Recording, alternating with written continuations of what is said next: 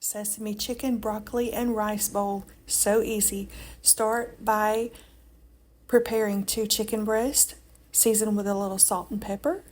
Cook about 8 to 10 minutes on each side.